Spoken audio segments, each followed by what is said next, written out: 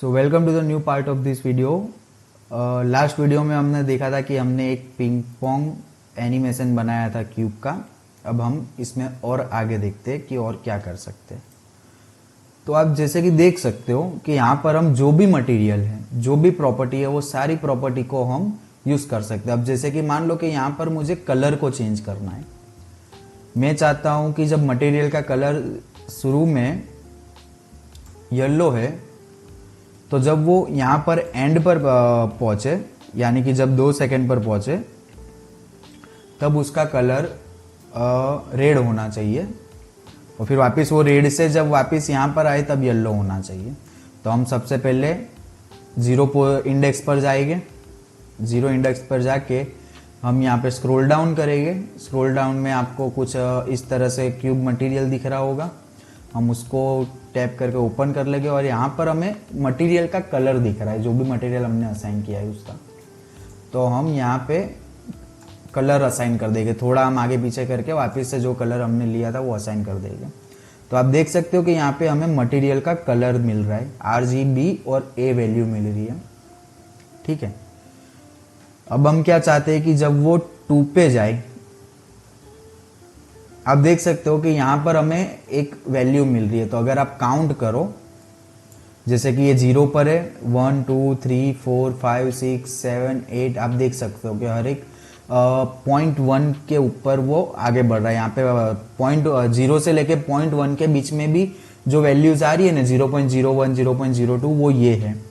तो इधर अगर 1 आ रहा है 0 से, यानी कि 0.01 सेकेंड, 0.02 सेकेंड, 0.03 सेकेंड, और ऐसे करते करते जब 0.09 सेकेंड होगा ना, फिर बाद में जब 0.1 सेकेंड होगा, ऐसे करते करते 60 सेकेंड पूरे कंप्लीट होते हैं। तो आप पर्टिकुलर किसी फ्रेम पे जाना चाहते हो, जैसे कि 2 सेकेंड की फ्रेम, तो 2 सेकेंड की फ्रेम यानी कि 1 सेकेंड की फ्रेम में 60 होता है, तो 2 सेकेंड की फ्रेम में कितना होता है, तो कि 120। तो यहाँ पे डायरेक्ट मैं 120 डालूंगा तो डायरेक्ट मुझे 120 फ्रेम पे ले गया। तो आप इस तरह से भी कैलकुलेट करके पर्टिकुलर एग्जैक्ट टाइम के ऊपर अपनी की फ्रेम को ऐड कर सकते हो। सो वापस बैक टू टॉपिक, हमने 0 की फ्रेम के ऊपर येलो कलर दिया है। यहाँ पर से हम अब चाहते हैं कि बेस कलर जो है वो रेड हो जाए। ओके, और फिर से हम जो आगे वाला कलर है, ये वाला, इसको हम कॉपी कर लेंगे। सॉरी, ये वाला जो कलर है इसको हम पहले यहाँ पे लेकर आएंगे और इसका हम रिकॉर्डिंग ऑफ कर देते पहले, वरना हमें दिक्कत हो सकती है। फिर से रिकॉर्डिंग ऑन कर देते और हम चाहते हैं कि जो 4 सेकेंड है, 4 सेकेंड के ऊपर ये वापस येलो हो जाए। ठीक है, तो ये 4 सेकेंड के ऊपर ये वापस येलो हो गया। ठीक है, ओके। 2 सेकेंड के ऊपर वाली जो पोजीशन थी ना, उसके अंदर हमने Ctrl+Z दबाया तो वो वैल्यू निकल गई। तो हम फिर से उसको सेट कर देते कि भाई रेड होगा। ठीक है, मैंने Ctrl+Z दबाया, मुझे लगा मैंने प्रॉपर्टी को चेंज कर दिया, इसके लिए वो वापस रीसेट हो गया। कोई नहीं, हमने अब आप देख सकते हो कि सारी प्रॉपर्टी सेट हो गई है। आप येलो पे अब आप देख सकते हो कि पूरा ब्लेंड होके जा रहा है वो कलर। यहाँ पे जो उसकी G की वैल्यू है वो चेंज हो रही है, देखो, और वो भी एनिमेशन के टाइम फ्रेम के साथ चेंज हो रही है। तो अगर अब मैं इसको प्ले करता हूं,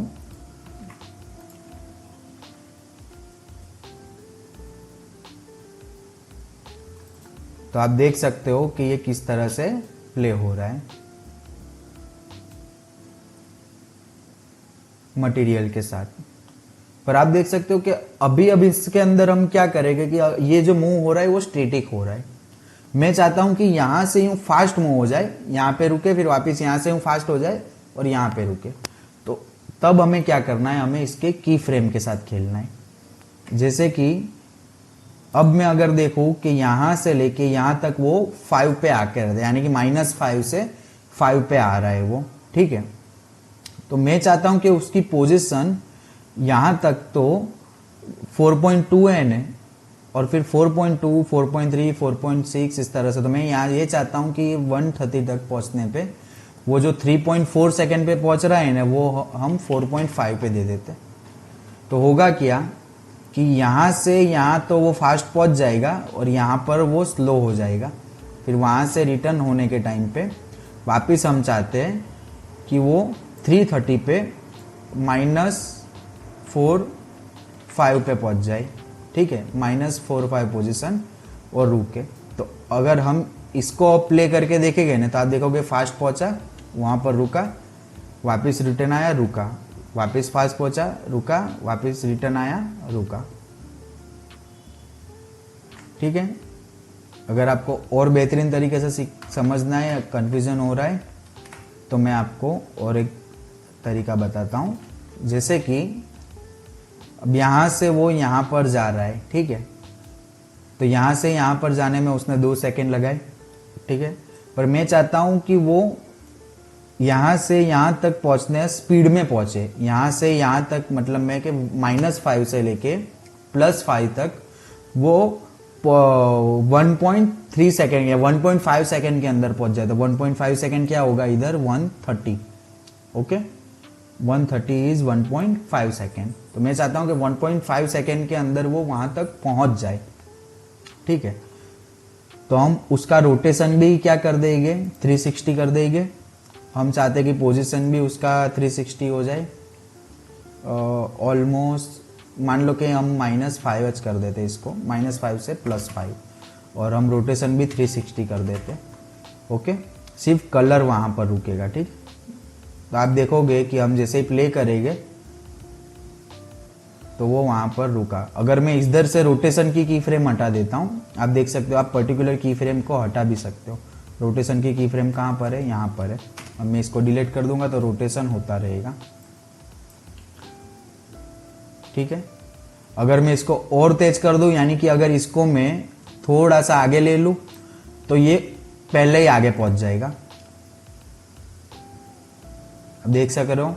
और मैं इसको आगे ले लूंगा 30 पे तो 0.3 सेकेंड के अंदर, 0.5 सेकेंड के अंदर ही वो आगे पहुंच जाएगा, यानी फाइनल डेस्टिनेशन पे वो जल्दी पहुंच जाएगा। फिर वहां पे रोटेट होगा, ठीक है।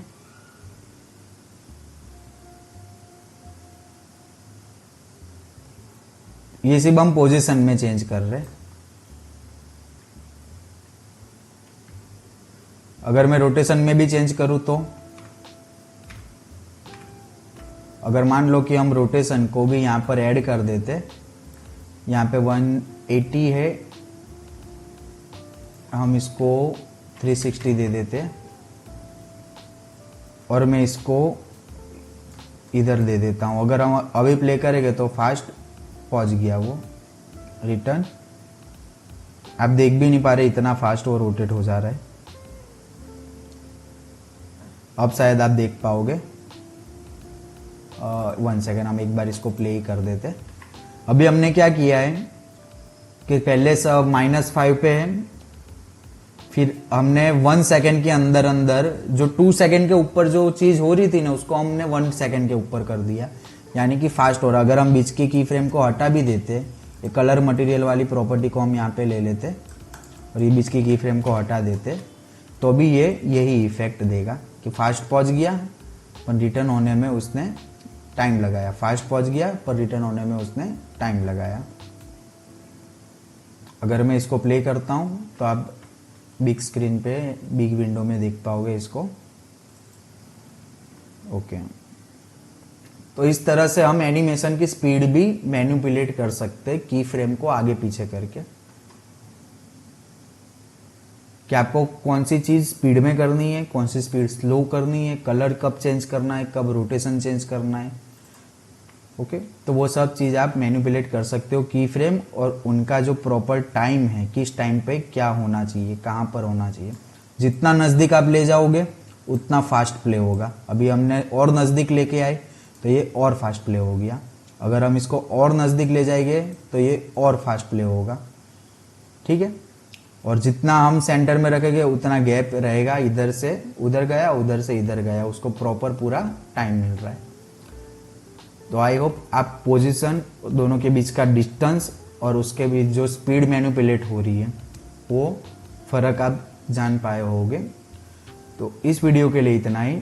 नेक्स्ट वीडियो के अंदर हम और नई चीज़ें जानेंगे। तब तक के लिए बाय।